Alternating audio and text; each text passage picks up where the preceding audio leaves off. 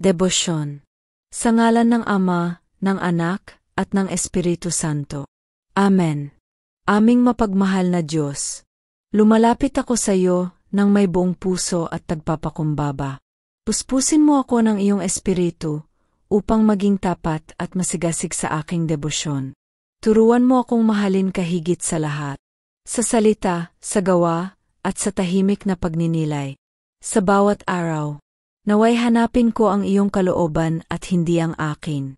Tulungan mo akong maging matatag sa pananampalataya, mapagpakumbaba sa paglilingkod, at bukas palad sa pagtulong sa kapwa. Panginoon, gawin mong dalisay ang aking hangarin, upang ang lahat ng aking ginagawa ay maging alay ng pagmamahal sa iyo. Sa gitna ng tukso, bigyan mo ako ng lakas. Sa oras ng pagdududa, punuin mo ako ng liwanag.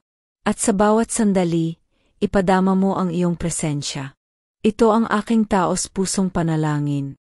Sa ngalan ni Jesus na aming Panginoon. Amen. Sa ngalan ng Ama, ng Anak, at ng Espiritu Santo. Amen.